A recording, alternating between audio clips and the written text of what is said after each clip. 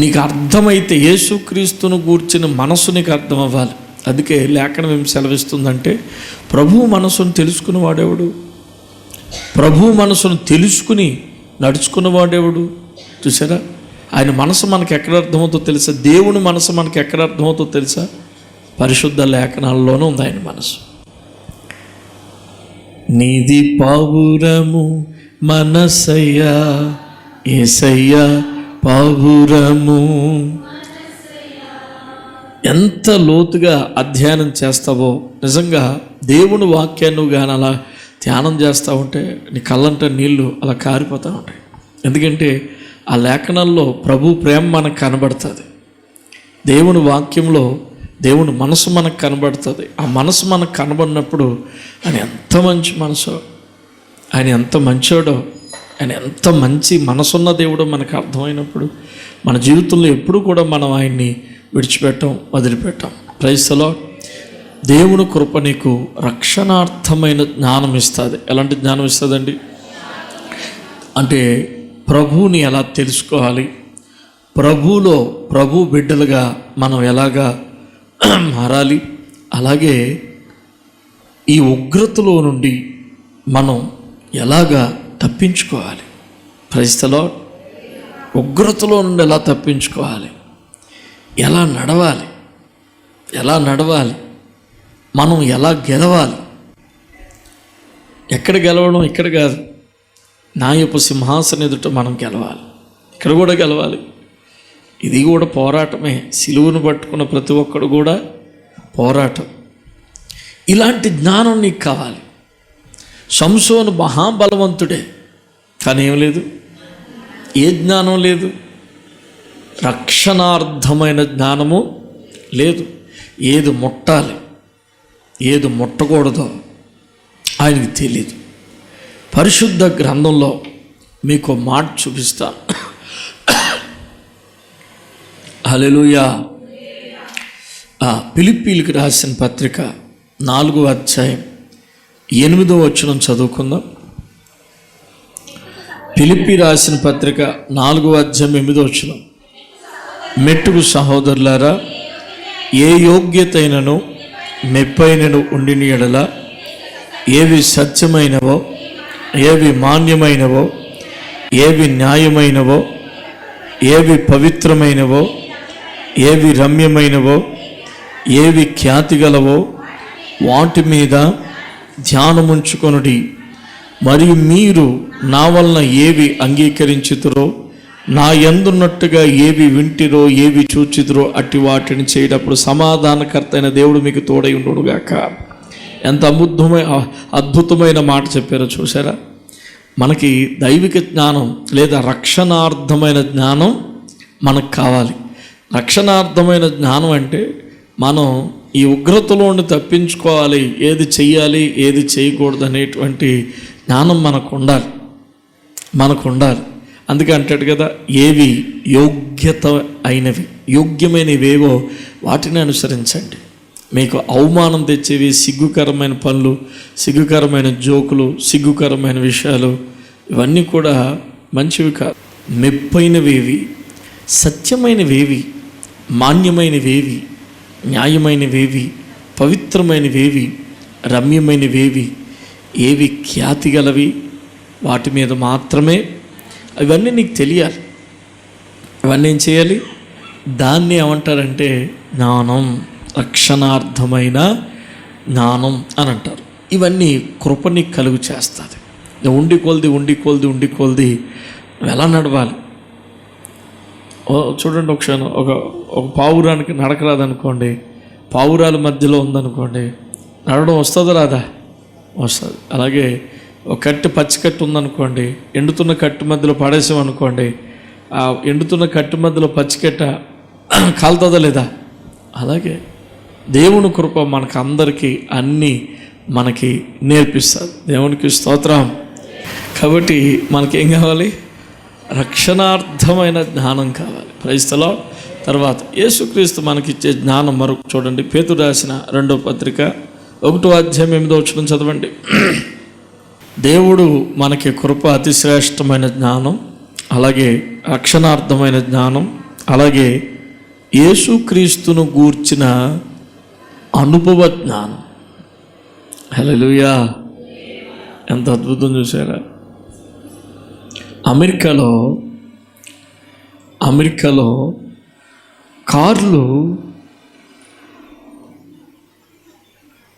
ఎంత బాగుంటాయంటే అవి ఖాళీ మనం టైప్ చేస్తే అవి వెళ్ళిపోతాయి, దాని రెక్కలు అలా కుడతాయి. నేను చెప్పేది నీకు ఏమైనా అర్థమవుతుందా? నేను ఎక్కడి గురించి చెప్తున్నాను, దేనికోసం చెప్తున్నాను? కారులో రెక్కలు వెళ్ళిపోతాను. నువ్వేమనుకున్నావు? ఓహో అమెరికా. అది కాదండి. ఇప్పుడు మిమ్మల్ని ఫ్లైట్ ఎక్కించేసి అమెరికా తీసుకెళ్ళిపోయి కారులో కూర్చోబెడతాను. ఇప్పుడు నేను ఇక్కడ నీకు చెప్పిన కారు కోసం నీకు అది మామూలు జ్ఞానం, దానికోసం నీకు తెలిసిందంతే. అదే నువ్వు ఆ కారు ఎక్కితే దాన్ని ఏమంటారు తెలుసా? అనుభవ జ్ఞానం అంటారు. దాన్ని ఏమంటారండి? నువ్వు ఇప్పుడు మా కాకినాడ కాజా ఉంటుంది. మా కాకినాడ కాజా, నేను ఎప్పుడైనా ఎవరైనా కాకినాడ వెళ్ళాను అనుకోండి, అమ్మగారిని అడగండి, నాన్నగారిని అడగండి, క్షేమంగా వెళ్ళండి, ఎవరు నాకు చెప్పరు. కాజాలు తీసుకురమ్మంటారు. కాకినాడ వెళ్తున్నాను కాజా అంటారు. ఆ కాజా ఒక్కసారి నోట్లో పెట్టుకుంటే ఆ రసం అనేది, నువ్వేం చూస్తున్నావు? కాజయ్య కూజా అంటున్నావు. నీకు తెలీదు, ఆ రసం విలువ తెలీదు. అందుకే నవంబర్ 21 మీ అందరికీ నేను కాజాలు తెస్తున్నాను. అప్పుడు మీరు కాజా తిని ఎంత బాగుంది పాస్టర్ అని చెప్పినట్టు, నీ చెప్పింది నీకు జ్ఞానమా, తింటే నీకు జ్ఞానమా? దాన్ని తెలిస్తే కదా. యేసుక్రీస్తును గూర్చిన హిస్టరీ, బైబిల్ గూర్చిన హిస్టరీ, కానీ యేసు మాట ఎలా ఉంటుంది నీకు తెలియదు. ఎప్పుడైనా విన్నావా? అదే అనుభవం. హల్లెలూయా!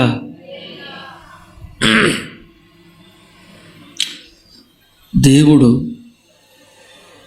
మాకు కావాలి, మాకు దేవుడు కావాలి. పాస్టర్ గారు అంటున్నారు, అయితే మీ బంగారం నా దగ్గరికి ఇచ్చేయండి, తీసుకో. దాన్ని పోత పోసాడు, అదేమైంది? దూడయింది. ఇదే మీ దేవుడు అని ఈయన చెప్పడం, దేవునికి స్తోత్రం అని వాళ్ళు చెప్పడం. పైనున్న మోషే కిందకి దిగి వచ్చిన తర్వాత అంటాడు, ఇదేం దేవుడురా, దేవుణ్ణి నేను చూశాను, నా కన్నులతో దేవుణ్ణి నేను చూశాను, నా చెవులతో దేవుని స్వరాన్ని నేను విన్నాను. మోషేకున్న జ్ఞానం ఏమిటో తెలుసా? అనుభవ జ్ఞానం. స్తోత్రం. చాలా కాలం క్రితం బైబిల్ అంతగా తెలియని రోజులవి. చాలామంది పాస్టర్లు, అంటే ఇంకా ఎడ్యుకేషన్ లేదు, సోషల్ మీడియా లేదు, అప్పుడు ఫోన్లు కూడా లేవు. అప్పుడున్న ఫోన్లు గ్రామ ఫోన్లని ఇలా పైన ఉంటుంది, డ్రర్ ఎట్లా లేపాలి, ఎట్లా ఎక్కడో దుక్కున్న ఫోన్లు. ఏదైనా ఇన్ఫర్మేషన్ కావాలన్నారు అనుకోండి, ఉత్తరాలు లేదా మనుషులు వెళ్ళి. ఆ టైంలో నేను చెప్తున్నాను అన్నమాట. ఓ పాస్టర్ గారు వాక్యం చెప్తున్నాడట. యేసుక్రీస్తు ప్రభులు వారు భోజనం చేస్తుంటే ఒక పాపాత్మురాలైన స్త్రీ వచ్చి ఆయన పాదాలు ముద్దు పెట్టుకుందని చెప్పాడట. అందులో ఒక జ్ఞాని, అయ్యా యేసు ప్రభు ఇలాగ టేబుల్ మీద కూర్చుని టేబుల్ మీద కూర్చుని ఇలా భోజనం చేస్తే ఆ పాపాత్మురాలైన స్త్రీ టేబుల్ కిందకు దూరి, ఆ కుర్చీ కిందకు దూరి యేసయ్య పాదాలు ముద్దు పెట్టుకుందా అని అడిగాడు. ఇప్పుడు మీ అందరూ తెలుసు కాబట్టి నవ్వుతున్నారు. అప్పుడు పాస్టర్ గారికి తెలియదు. అవును కదా, ఇదటి యేసు ప్రభు పాదాలు టేబుల్ కింద దూరింది ఈమె. నాకు కూడా డౌటే. నేను యేసు ప్రభుని అడిగి చెప్తానట. దేవునికి స్తోత్రం. అవును, దేవునికి ప్రార్థన చేశాడంట, ప్రభా అసలు టేబుల్ దగ్గర ఎలాగా, టేబుల్ కిందకి ఎలా కూర్చో నూరిందమ్మే. ఇది ఎట్లా విచిత్రం అంటే దేవుడు ఆ రోజు దర్శనం చూపించారంటే యేసయ్య ఓ పరుపు మీద కాళ్ళు ఇలా పెట్టి ఇట్లా చెయ్యి ఇలా పెట్టి ఇట్లా తింటున్నాడంట. అది చూపించారంట. కాళ్ళు వెనకాల ఉన్నాయి, ఇట్లా వాలి యూదులు అందరూ ఇట్లాగే తింటున్నారంట. అక్కడ 12 మంది శిష్యుల దర్శనంలో చూసారంట. అప్పుడు ఆ స్త్రీ వచ్చి కాళ్ళకు నమస్కారం చేసి ముద్దు పెట్టుకుని తల వెంట్రుకలతో తుడిచి ధన్యురాలే వెళ్ళిపోయింది. ఆ దర్శనం చూసిన వెంటనే అయ్యగారు వచ్చి, అది కాదు, వాళ్ళు ఇలాగ భోజనం చేస్తున్నారు కనుక ఇలాగా ముద్దు పెట్టుకుంది, తల వెంట్రుకలతో తుడిచింది, ధన్యురాలు అయ్యింది అని చెప్పినప్పుడు వాళ్ళు నిజమా, అవునా అవునా. ఇప్పుడేంటి మనం టైప్ చేస్తే అన్నీ వచ్చేస్తాయి. మనకు ఆల్మోస్ట్ ఆల్ బైబిల్ తెలుసు కానీ పాటించమంతే. క్రైస్తవులు ఆ జ్ఞానం కాదు, యేసుతో నువ్వు నడిచే అనుభవ జ్ఞానం కృపని కలుగు చేస్తుంది. ఎవరైనా నా దగ్గరికి వచ్చి యేసు మాట్లాడడు అన్నాడు అనుకోండి, నేను ఒప్పుకోను. ఎందుకని ఒప్పుకోవు? ఈ చెవి ఆయన స్వరం ఎన్నోసార్లు వింది. అసలు నేను రక్షణ పొందడానికి కారణమే యేసయ్య మాట్లాడాడు కాబట్టి రక్షణ పొందాను. లేకపోతే దసరా టైంలో ఎంత బిజీగా ఉండేవాడినా. నేను తాగుబోతును కాదు, తాగుడు ఎలా ఉంటుందో నాకు తెలియదు. సిగరెట్ బోతును కాదు, సిగరెట్లు అసలు ఈ పెదవులతో కాల్చలేదు. నాకు ఏ మత్తు పదార్థాలు అలవాట్లేదు, ఏ వ్యభిచారం అలవాట్లేదు, ఏ చెడ్డ అలవాట్లేదు. స్టార్టింగ్ నుంచి తాగి పడిపోయి మారినోని కాదు. నేను చిన్న వయసులో 14 సంవత్సరాల వయసులో పాప పుణ్యములు ఎరుగని వయసులో ప్రభు స్వరం విన్నాను. తెల్లవారుజామున తండ్రి నాతో మాట్లాడు.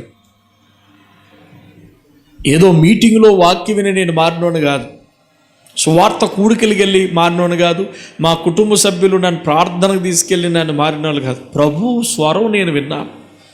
అప్పుడే కాదు, చాలాసార్లు విన్నాను. అది నాకు తెలుసు, తండ్రికి తెలుసు. హల్లెలూయా. చాలాసార్లు ప్రభువుని కన్నులతో చూశా. ఒకసారి నాగులపల్లి వెళ్తుంటే ఆయన ఒక మంచి పట్టు వస్త్రాలు ధరించుకుని తలపాక పెట్టుకుని పైనుంచి దిక్కుకుంటూ వచ్చేస్తున్నాడు. నేను బబులో ఉన్నాం, వాడే సాక్షి. మంచి వెన్నెల కుందేలు ఇలా దాటుకుంటూ పోతున్నాయి, మా బండి పోయింది. అప్పుడు ఆయన పీటర్ బబులు బండి నడుపుతున్నారు, నేను వెనకాల చెయ్యేసి దొబ్బుతున్నాను. అప్పుడు అంటున్నాను, పీటర్ బబులు, మనం ఈ గడ్డ ఎక్కేస్తే మన బండి మనం చాలు చేసుకుని వెళ్ళిపోవచ్చు. అప్పుడు నా బండి గడ్డ ఎక్కదు, అది ఎంత రైట్ చేయి అది ఎక్కదు, ఇద్దరుంటే అసలు ఎక్కదు అది. దేవునికి స్తోత్రం. అప్పుడు పైనుంచి ఒక ఆయన నడుచుకుంటూ వస్తున్నప్పుడు మనోడు కాస్త భయపడ్డాడు. అన్న 11:30, 12 అయిపోయింది. అప్పుడు ఈ టైంలో ఎవరన్నా అన్నాడు. ఎవరో అయితే దొంగ అయి ఉండాలి, లేకపోతే ఊరు మనిషి అయి ఉండాలి. దొంగ అయితే మన దగ్గరకు వస్తాడు, ఊరు మనిషి అయితే ఆయన దారి ఆయన వెళ్ళిపోతారు. లేదా సరిగ్గా ఆయన మా దగ్గరికి వచ్చినప్పటికీ ఇద్దరు కోయిన్సైడ్ అయ్యేటప్పుడు మా దగ్గరికి రావడం ప్రారంభించాడు. మా దగ్గరికి రావడం ప్రారంభించినప్పుడు నేను వెళ్ళిపోయాం, వాడు వెళ్ళిపోయాడు. స్పీడ్గా నడుస్తున్నాం. అంటున్నాడు, బాబు ఎక్కడ పోతున్నారు అన్నాడు. పొట్టుగా ఉన్నాడు, ముఖం కూడా చూడలేదు, తలపాగా చూసింది, వస్త్రాలు అయితే దగదగా తెల్లగా. జైరాబాద్ పోతున్నాలే, దొంగ అనుకున్నాం మేము. మా దగ్గర ఏమన్నాయి, బైబిల్లో పెట్టిన 200-300 కానుక. స్తోత్రం. కానీ భయం, దొబ్బుకుంటూ పోతున్నాం. జైరాబాద్ పోతున్నాను. అప్పుడు అంటాడు, చాలా కష్టపడుతున్నావు నాయన, క్షేమంగా పోతావు, పోయిరా అన్నాడు. అలాగలే. ఆ టైంలో వెళ్ళలేదు మేము. అలాగని చెప్పేసి జస్ట్ 7 నుంచి ఆ కెమెరా వరకు నడిచాం. వెంటనే మైండ్లో పడ్డది, అతను ఏమన్నాడు, చాలా కష్టపడుతున్నావు నాయన, క్షేమంగా పోతావు, పోయిరా అన్నాడు. అరే నేను కష్టపడుతున్నట్టు ఈయనకి ఎలా తెలుసు? నన్ను చూస్తున్నాడా? నా అడుగులన్నీ గమనిస్తున్నాడా? నాతో ఉన్నాడా? నా కష్టాన్ని చూస్తున్నాడు. అయినా నా కష్టాన్ని ఎవరు పట్టించుకోరు. అసలు నా కష్టం ఎవరికి అర్థం కాదు. నా కష్టాన్ని కష్టంగా మాట్లాడి ఎవరైనా అని వెనక్కి తిరిగి చూస్తే పెట్టారా, అక్కడ మనిషి కాదు, ఏమీ లేడు. వితిన్ సెకండ్లో పీటర్ అక్కడే ఉన్నాడు. ఎర్రంత దూరంలో, అది మలుపుల్లేవేమిలో గడ్డ 1.5 కిలోమీటర్ వరకు మనిషి నడుపుతుంది.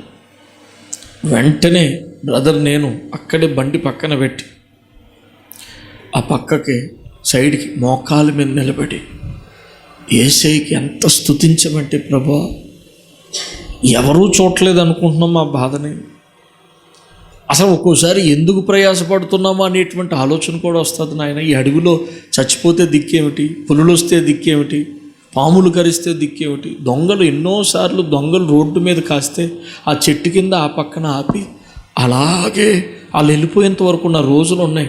వర్షం పడితే తూములు ఉంటాయి, రోడ్లు వేయడానికి తూములు, ఆ తూముల్లో దాక్కున్నాం మేము. ఆ తూముల్లో అలా గిరికి వర్షం తగ్గేంత వరకు అక్కడ ఉండి, వర్షం తగ్గిన తర్వాత మళ్ళీ బండి చాలు చేసుకున్నాం.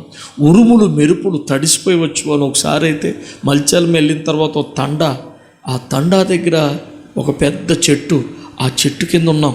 వర్షం పడుతుంది, విపరీతమైన వర్షం. ఆ టైంలో ప్రభు ఆత్మ సెలవిస్తుంది, నాయనా నువ్వు ఇక్కడ ఉండొద్దు, నువ్వు బయలుదేరు అని చెప్పగానే అదే వర్షంలో, భయంకర వర్షంలో నేను వచ్చేసాను. తెల్లారేపు పేపర్ చూస్తే, మీరు వెళ్తే మల్చాలమా చెడగుట్ట తాండ ఉంటుందా పక్కన, ఇప్పటికీ ఆ చెట్టు కాలిపోయి ఉంది. పిడుగు, అదే చెట్టు మీద పిడుగుపడ్డది. మేము ఇలా ఇల్లు పిడుగుపడ్డది. ఆ తాండాలో ఉన్న లంబాడి వాళ్ళు 2 చచ్చిపోయారు ఆ రోజు, పేపర్లో పడ్డది. ఇప్పుడుగా చెట్టు కాలిపోయి ఉంది. అదే రోజు రాత్రి మేము ఉండాలి ఆ రాత్రి.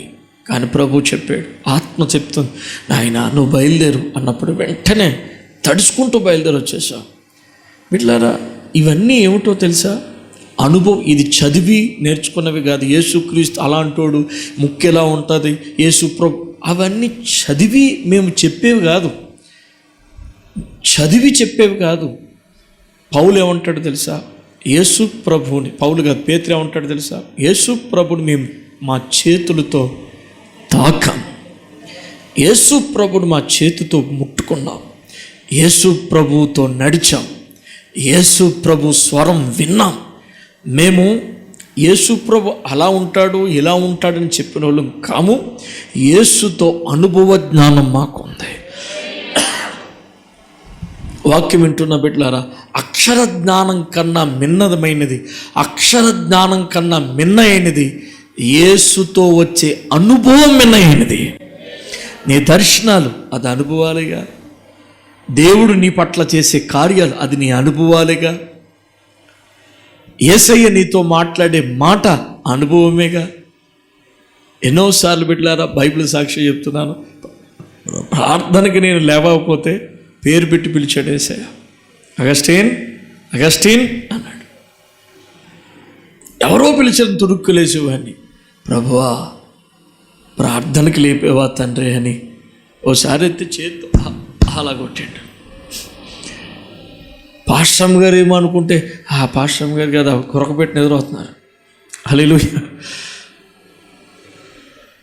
ఎవరో యేసయ్య గొప్ప దేవుడు, స్తోత్రం. కాబట్టి దేవుని బిడ్డలారా, మీకు కావాల్సింది ఏమిటంటే, కృప మీకు అనుభవ జ్ఞానాన్ని ఇస్తుంది. ఏమిస్తుందండి? అనుభవం కలిగిన వాడు తొందరపడ్డు, యేసుతో అనుభవ జ్ఞానం కలిగిన వాడికి దేవుడు మనసేంటో అర్థమవుతుంది, దేవుడేంటో అర్థమవుతుంది. ప్రపంచం అంతా కూడా ఎటువంటి భాషలు, ఎటువంటి మాటలు మాట్లాడినా యేసుతో నీకు అనుభవం ఉందనుకో, ఒక చిరునవ్వుతో ముందుకు వెళ్ళిపోతావు. ఎందుకంటే ఆయన ఏంటో నాకు తెలుసు అని అనుకుంటావు.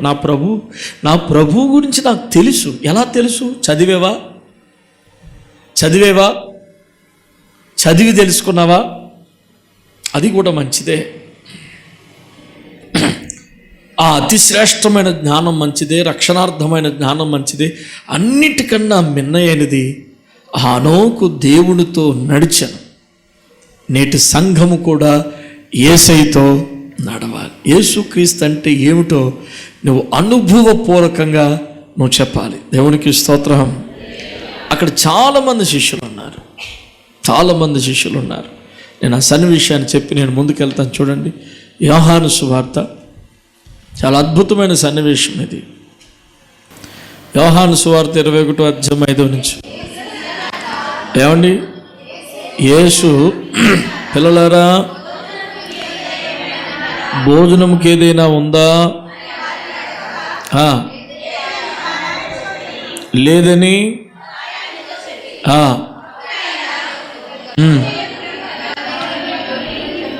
అయితే మీరు 4 నుంచి అయితే ఇంకా మీకు అర్థమవుతుంది. 4 నుంచి చదవండి. సూర్యోదయం అవుచుండగా యేసు ధరిని నిలిచెను. అయితే ఆయన యేసు అని శిష్యులు ఎవరో ఒక మనిషి అనుకున్నారు. మీరు గమనించారా? దేవుడు ఎన్నోసార్లు నేను దర్శించుంటాడు ఒక మనిషిలాగా. నువ్వు మనిషి అనుకుంటావు, ఎన్నోసార్లు నీతో మాట్లాడుంటాడు ఒక మనిషిలాగా, ఓ సమరయుడులా. ఎన్నోసార్లు నీ దగ్గరికి వచ్చి సహాయం చేసి ఉంటాడు, కానీ నువ్వు గుర్తుపట్టలేవు. ఎన్నోసార్లు నేను హెచ్చరించుంటాడు, ఎన్నోసార్లు నేను బలపరుచుంటాడు. ఓ మనిషిలా, నీకు దేవుళ్ళలాగా రాడు, ఒక మనిషిలాగా వస్తాడు. ఇక్కడ కూడా ఒక మనిషిలో వచ్చాడు. ఆయన దేవుడని వారు గుర్తుపట్టలేకపోయారు. అయితే యేసు, పిల్లలారా, భోజనముకు మీ వద్ద ఏమైనా ఉన్నదా అని వారిని అడుగుగా లేదని వారు ఆయనతో చెప్పిరి.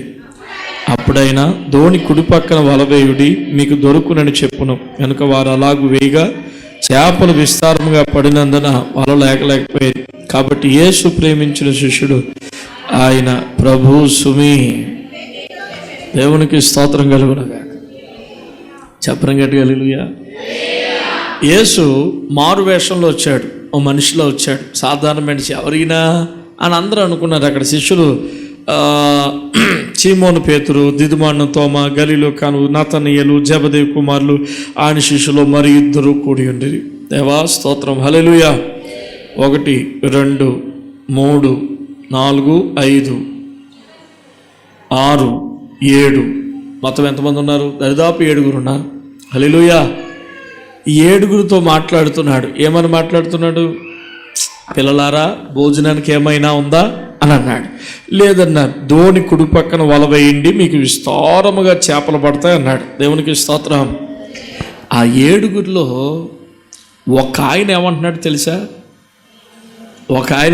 తెలుసా? మీరు గమనించండి. అప్పటికి చేపలు పడ్డాయా? కుడివైపున వల వేయండి నాయనా, కుడివైపున వల వేయండి. మీరు ఎప్పుడైనా సక్సెస్ అవ్వాలంటే కూడా దేవుని ఎప్పుడు అడగాలి, నేనేం చెయ్యాలి అని అడిగేవాడు ఎప్పుడు బ్లెస్ అవుతాడు. అలా దేవుణ్ణి అడగకుండా ఇది ఇలా మంచిది, ఇది ఎట్లా చేస్తే, నీ సొంత జ్ఞానం ఎప్పుడూ ఉపయోగించదు. కొంచెం లేట్ అవుతుంది, ఏమవుతుంది? ఓ దేవుడు మాట ఇచ్చేంత వరకు కనిపెట్టుకుని ఉండు. ఏం చెప్తావు నాయన, నువ్వేం మాట్లాడుతావు నాయన, దేవుని దగ్గర కనిపెట్టి. తొందరపడి నువ్వు గీతలు గీకు. చాలామంది ఇలాగే దెబ్బైపోతారు, తొందరపడి ఆలోచన చేసేస్తారు. చేసేసి ఇది దీవించు, ఇది దీవించు, ఇది దీవించు, తెగ ప్రార్థన చేసేస్తారు. నువ్వు చేసే తప్పుల వల్ల నువ్వు ఎదగో, నీ వెనకాల ఉన్న కుటుంబం కూడా నీవు చేసుకునే నిర్ణయాల వల్ల బాధపడాలి. నేను తీసుకునే నిర్ణయం నాతోనే పోతుందా? నా వెనకాల ఉన్న సంఘం, నా వెనకాల ఉన్న ఫ్యామిలీ అందరూ ట్రబుల్ పడాలి. హల్లెలూయా. అది నేను తీసుకునే నిర్ణయం దేవుడి నిర్ణయం అనుకో, బరువు బాధ్యత అంతా ఆయనే చూసుకుంటాడు. నువ్వేమీ టెన్షన్ పడక్కర్లేదు. దేవునికి స్తోత్రం. సంగారెడ్డి చర్చి కట్టమన్నాడు, దేవుడే అన్నాడు, దేవుడే కట్టుకుంటున్నాడు, దేవుని బిడ్డలను వాడుకుంటున్నాడు. ప్రైజ్ ది లార్డ్, హల్లెలూయా. అంతే. మన నిర్ణయం ప్రకారం మనం వెళ్ళామనుకోండి, అక్కడ చర్చి అవ్వదు, అక్కడ ఏముండదు. ప్రైజ్ ది లార్డ్, హల్లెలూయా, హల్లెలూయా. బిడ్డలారా, అయితే ఇక్కడ 7 శిష్యుల్లో యేసు ప్రభు ఏది మారు వేషంలో వచ్చి, పిల్లలారా ఏదైనా ఉందా అని అడిగాడు. ఏమి లేదంటే దోణి కుడి పక్కనే మీకు అన్నీ దొరుకుతాయి అన్నాడు. వెంటనే యోహాను ఏమన్నాడు తెలుసా? అగో ఆయన ఎవరో తెలుసా? మన ప్రభు సుమి. మిగతా 6 ఈవెన్ పేతురు కూడా అది ఐడెంటిఫై చేయలేకపోయాడు. యేసుక్రీస్తు యొక్క నడక, యేసుక్రీస్తు యొక్క మాట కనిపెట్టేశాడు. మెయిన్ మాట, దోనికి కుడి పక్కన వేయండి అంటే ఆ మాట ఆయన 3.5 సంవత్సరాల నుంచి వింటూనే ఉన్నాడు. ఆ మాటలో ఉన్న తేనెదనం, ఆ మాటలో ఉన్న మధురం, ఆ మాటలో ఉన్న శక్తి అందరికన్నా యోహానుకి బాగా తెలుసు. చాలా బాగా తెలుసు. ఎందుకంటే అందరూ కూడా కొంచెం ఉద్రేకపడతారేమో. యోహాను మాత్రం మీరు చూసారా, మత్తయి సువార్త, లూకా సువార్త, మార్కు సువార్త, యోహాను, ఈ 3 సువార్తల కన్నా యోహాను సువార్త వెరీ స్పిరిచువల్, సామాన్యుడికి అర్థం కాదు. మార్కు సువార్త, మత్తయి సువార్త, మార్కు సువార్తనే మత్తయి మళ్ళా కొంచెం ఎక్స్టెండ్ చేసి వివరంగా రాశాడు. లూకా అయితే అతి సామాన్యులకు అర్థమైనట్లుగా ఘనత వహించిన థియోఫీలా అంటూ రాశాడు. హల్లెలూయా. యోహాను స్టార్టింగ్ ఏంటో తెలుసా? ఆదియందు, స్టార్టింగ్ ఆదియందు వాక్యముండెను, వాక్యము దేవుని యొద్ద ఉండెను, ఆ వాక్యమే. ఇన్ని సువార్తల్లో ఈ మర్మాన్ని చెప్పిన శిష్యుడు యోహాను మాత్రమే. అరే, దేవుడు అంటే ఏమనుకుంటున్నారా? మాటే దేవుడు. ఎలా గమనించాడు, ఎలా కనిపెట్టాడు. చాలామంది వాక్యం వింటారు, ఆ వాక్యంలో ఉన్న మర్మాన్ని గమనించరు. అర్థం చేసుకుంటున్నారా? వాక్యం వింటారు, కూర్చుంటారు, విన్నట్టుంటారు. కొంతమంది నా భయం చేత ఆ రోబోలాగా హల్లెలూయా అన్నమాట మాత్రం నన్నే చూస్తారు. ఎందుకంటే నేను ఈ పక్కకి ఆ పక్కకి తిరిగిననుకో అనిత, సరిత, భవిత అంటాను. నా పేరు రాకూడదు అనుకో నువ్వు ఏం ప్రైజ్ ది లార్డ్, హల్లెలూయా. మిట్లారా, అలా కాదు. బైబిల్ ఏం చెప్తుందంటే ఈ వాక్యముతో నువ్వు నడవాలి. అనుభవ జ్ఞానం. ఒక నరుడితోటి లేదా దేవుడితోటి యాకోబు రాత్రంతా పెనుగులాడాడు, పోరాడాడు. యాకోబు జీవితం టర్నింగ్ పాయింట్ ఏదైనా ఉందంటే అది యబ్బోకు బావే. దేవుణ్ణి చేతులారా పట్టుకున్నాడు. ఫస్ట్ దేవుని చేతులు పట్టుకున్నాడు. బాహి అన్నాడు. ఈడేంట్రా ఇంత మండోడు ఉన్నాడని చెప్పేసి మాట వింటలేదు, ఈడి మాటే నెగ్గాలని కోరుకుంటున్నాడని ఒక దెబ్బ కొట్టాడు. ఆ చేతులు పట్టుకున్న యాకోబు అమాంతం కాలు దగ్గరికి జారిపోయాడు. ఇప్పుడు కాళ్ళు పట్టుకున్నాడు. కాళ్ళు ఎప్పుడైతే పట్టుకున్నాడో దేవుడికి చాలా ఈజీ అయిపోయింది. ఏమిటి? హల్లెలూయా. చేతులు పట్టుకున్నంత వరకు ఈయన ఆశీర్వదించాలంటే కష్టమే. ఇప్పుడు అమాంతం ఆయన కాళ్ళు పట్టుకోలేదు, పట్టుకునేలా చేశాడు. Praise the Lord. ఒక దెబ్బ కొట్టాడు, కాళ్ళు అమాంతం పట్టుకున్నాడు.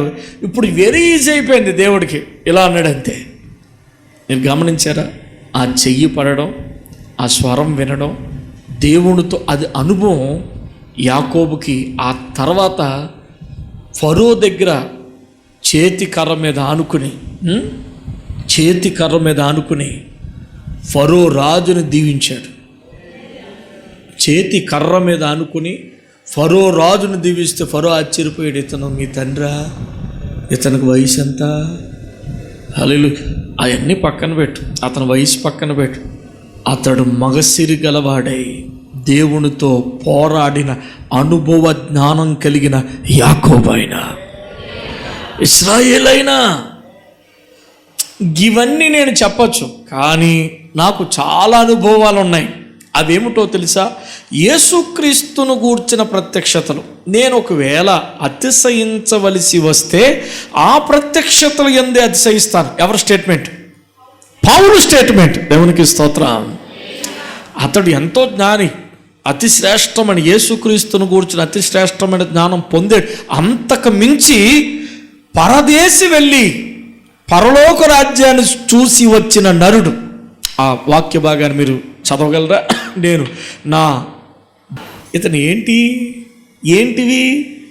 పౌలు గారి అనుభవాలు. దేవునికి స్తోత్రం. దేవునితో పౌలు గారికి ఉన్న అనుభవాలు, దర్శనాలు.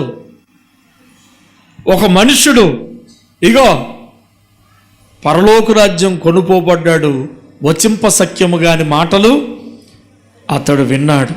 హల్లెలూయా. 7వ వచనం. నాకు కలిగిన ప్రత్యక్షతలు బహు విశేషముగా ఉన్నందున నేను అత్యధికముగా హెచ్చిపోకుండా నిమిత్తము నా శరీరంలో ఒక ముళ్ళు, నేను అత్యధికముగా నన్ను నలగొట్టుటకు సాతాను యొక్క దేవునికి స్తోత్రం కలుగునుగాక. బిడ్డలారా, పౌలు గారు ఒక రోజున చాలా శోధనలో ఉన్నప్పుడు, యెరూషలేములో ఖైదీగా ఉన్నప్పుడు అర్ధరాత్రి దేవుడు పౌలు గారి పక్కనే నిలబడి పౌలును బలపరిచి, నువ్వు ఇక్కడ నాకు సాక్ష్యం ఇచ్చావు కదా, రోమాలో కూడా నాకు సాక్ష్యం ఇవ్వాలి, ధైర్యంగా ఉంటుంది. అతనికి ఏ ధైర్యం అక్కర్లేదు, ఇంకా దేవుడే దిగొచ్చి ధైర్యపరిచాడండి. అద్భుతం అండి, ఎంత ఆశ్చర్యం అండి, ఎంత మంచి భక్తి అండి ఇది. మతాలను బట్టి సంఘాలను బట్టి అతిశయించే రోజులు, ప్రభువును బట్టి అతిశయించే వారు ఎవరండి? వలసి వస్తే నా ప్రభువును గూర్చిన అతి శ్రేష్టమైన జ్ఞానం, అనుభవ జ్ఞానాన్ని బట్టి నేను అతిశయించవలసి వస్తుంది. దేవునికి ప్రియ దేవుని బిడ్డలారా, సహోదరి సహోదరులారా, మీకు యేసుక్రీస్తుతో నడిచిన అనుభవం ఉన్నదా? చదివిన జ్ఞానమే ఉన్నదా? యేసుక్రీస్తుని తాకిన అనుభవ జ్ఞానం ఉందా? బలపరిచిన అనుభవ జ్ఞానం ఉందా? యేసుక్రీస్తు స్వరం విన్న అనుభవ జ్ఞానం ఉందా? దర్శనములు చూసిన అనుభవ జ్ఞానం ఉందా? కృప మీకు కలుగు చేయనుగాక.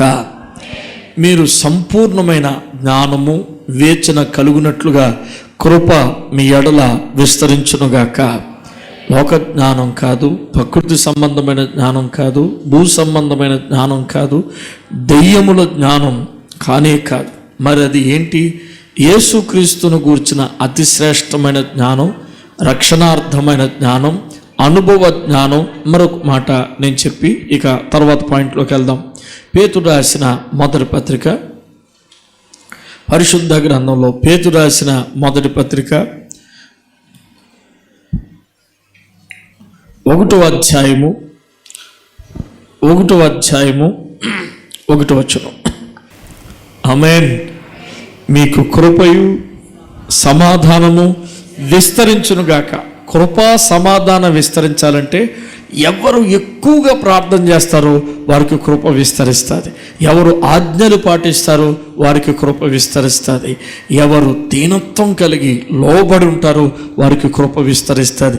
ఎవరు దేవుణ్ణి ప్రేమిస్తారో వారికి కృప విస్తరిస్తుంది. దేవునికి స్తోత్రం, హల్లెలూయా. ఇప్పుడు కృప నీకు ఎటువంటి జ్ఞానం కలుగు చేస్తుందంటే భవిష్యత్తు జ్ఞానం. ఏ జ్ఞానం అండి? యేసుక్రీస్తు అపోస్తలుడైన పేతురు తండ్రి అయిన దేవుని భవిష్యత్తు జ్ఞానం నీకు కలుగు చేస్తుంది. మనిషికి అసలు రేపు ఏం జరుగుతుందో తెలియదు, తెలుసా? రేపు ఏం జరుగుతుందో మనకు తెలియదు. మన వాతావరణ శాఖ వాళ్ళు రాబోయే 24 గంటల్లో భయంకరమైన వర్షాలు పడతాయంటారు. మనం ఆ రోజు ఎక్కడికి వెళ్ళాం, ఏ పని చేసుకో, గవర్నమెంట్ కూడా సెలవిస్తుంది, కానీ ఆ రోజు భయంకరమైన ఎండ కాస్తుంది. చాలాసార్లు చూశాను నేను. వాళ్ళు సెలవిస్తారు, ఎండ, పొడి వాతావరణం అంటుంది, భయంకరమైన వర్షాలు పడ, వాళ్ళకే తెలియదు. సునామీ వచ్చేస్తుంది చెప్పొస్తుంది. ఈ ప్రకృతి చాలామంది అంటారు. నేను ఫేస్బుక్లో అప్పుడప్పుడు పిచ్చి పిచ్చి మెసేజ్లు చూస్తుంటాను. పిచ్చి పిచ్చి మెసేజ్లు పెడతారు పిచ్చోళ్ళు. ఏమంటారు తెలుసా? నువ్వు ఆమెన్ అని నొక్కు, ఈ నెలలో నీకు దేవుడు కొన్ని లక్షలు ఇవ్వబోతున్నాడు. ఆమెన్ అని నొక్కితే ఏం కలుగుతుందంట? 1,00,000. అంటే ఒక ఆమెన్కి 1,00,000. అలా అయితే నేను 100 ఆమెన్లు పెడతా. దేవునికి స్తోత్రం. పిచ్చి మెసేజ్లు ఇవ్వాలి, పిచ్చోళ్ళు పెట్టే పిచ్చి మెసేజ్. ఈరోజు ఇలా కలిగిపోతుంది. ఈరోజు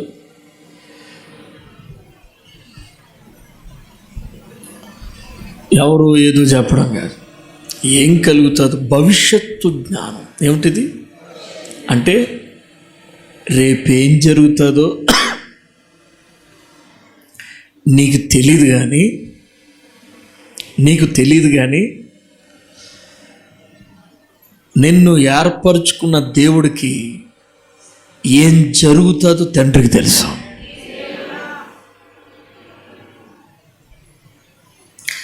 ఇంకా పుట్టలేదు. కానీ సంసోను కోసం దేవుడు ఏం చెప్పాడు తెలుసా? మహాబలవంతుడై ఫిలిష్తీయుల చేతుల్లో నుంచి భవిష్యత్తులో ఏం జరుగుతుంది, ఈ అబ్బాయి దీవించు, మా అబ్బాయిని దీవించు అని కొడుకు తండ్రి దగ్గర తీసుకొచ్చాడు. అప్పటికే కళ్ళు సరిగ్గా కనబడతలేదు. ఎంతమంది నాన్న నీ కొడుకులు? ఇద్దరు. పెద్దవాడిని తీసుకురా. మనస్సే కుడి చేతి కింద పెట్టాడు, చిన్నవాడు ఎఫ్రాయిం ఎడం చేతి కింద పెట్టాడు.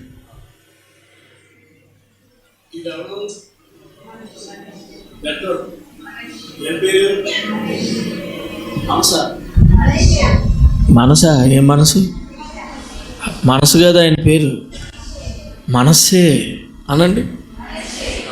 పెద్దోడి పేరు, చిన్నోడి పేరు కళ్ళు కనబడతలేదు. ఈ తండ్రి పేరు యాకోబు, ఈ పిల్లల తండ్రి పేరు యోసేపు. వీళ్ళని దీవించడానికి యాకోబు కళ్ళు మూసుకున్నాడు. దేవుడు భవిష్యత్తు జ్ఞానం చూపించాడు యాకోబు. అప్పుడు వెంటనే యాకోబు ఏం చేశాడంటే తన చేతులు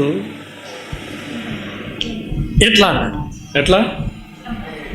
కుడి చెయ్యి ఏమో ఎఫ్రాయిము చిన్నోడి మీద, ఎడమ చెయ్యి ఏమో పెద్దోడి మీద పెట్టి ఎఫ్రాయిముని అంటాడు, నీవు దేవుని చేత బహుగా దీవించబడతావు. మనస్సేని అంటాడు, నువ్వు కూడా దీవించబడతావు కానీ ఎఫ్రాయిం ఎంత కాదు. అప్పుడు యోసేపు అంటాడు, నాయనా పెద్దోడి మీదేమో పెద్దోడికి రావాల్సినవి చిన్నోడికి ఇచ్చో, చిన్నోడికి రావాల్సినవి అంటే. అప్పుడు యాకోబు అంటాడు, నాకు తెలుసు నాయనా, నాకు తెలుసు, ఊరుకు, నాకు తెలుసు. హల్లెలూయా. నాకు తెలుసు నాయనా, నాకు తెలుసు. ఏంది ఇది? భవిష్యత్తు జ్ఞానం. Praise the Lord. రాబోయే కాలంలో ఏం జరుగుతుంది యోసేపుకు చెప్పాడు. 7 బలమైన సంవత్సరాలు వస్తున్నాయి, 7 బలహీనమైన సంవత్సరాలు వస్తున్నాయి. కాబట్టి బలమైన సంవత్సరంలో నువ్వు పొదుపుగా ఉండు, బలహీనమైన సంవత్సరాల్లో అది నువ్వు వాడుకో. భవిష్యత్తు జ్ఞానం. పౌలుకి చెప్తున్నాడు, దేవుడు రాత్రి నాతో మాట్లాడాడు. ఈ తుఫాను వలన కానీ, ఈ సముద్రంలో జరిగే అలజడ వలన కానీ మీ ఎవ్వరి ప్రాణాలకి అపాయము జరగదని ప్రభువు చెప్పాడు. మనందరూ క్షేమంగా ఒడ్డుకి చేరబోతున్నాం. ఏం జరగబోతుందో చెప్పేస్తున్నారు భక్తులు. దేవునికి స్తోత్రం. నీకేం కలగబోతుందో చెప్పేస్తున్నారు భక్తులు. శరీర సంబంధమైన విషయాలు శరీరానికి తెలుసు, కానీ ఆత్మ సంబంధమైన విషయాలు ఆత్మకే తెలుసును. రేపటిని గూర్చిన జ్ఞానం నీకు లేదనుకో, లోకా సువార్తలో ఉన్న ధనవంతుల్లో ఉంటాడు. వాడికి రేపటి గురించి జ్ఞానం తెలియలేదు. కళ్ళ ముందు కనబడుతున్న బిర్యానీ కనబడుతుంది, బాటిల్ కనబడుతుంది, సుఖం కనబడుతుంది. కాబట్టి ఏమనుకున్నాడంటే, నా ప్రాణమా తిను తాగు, నీకెందుకురా ఉపాసాలు. హల్లెలూయా. నీకెందుకురా ఉపవాసాలు? తిను తాగు ఎంజాయ్. లాస్ట్ రోజు మాత్రం ఒక పూట ఉండి పాస్టర్ని ఎదుట అంది, కానీ నువ్వు 4 రోజులు ఉపవాసం ఉన్నట్టు పాస్టర్ నమ్మేస్తాడు. హల్లెలూయా. ఎందుకండి అది చాలా కష్టం, అంత ఈజీ కాదు. దానికి సమర్పణమైన జీవితం కావాలి.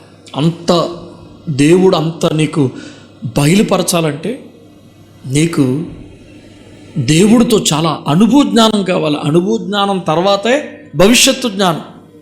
అనుభవం లేని ఎడల భవిష్యత్తు జ్ఞానం రాదు. హల్లెలూయా.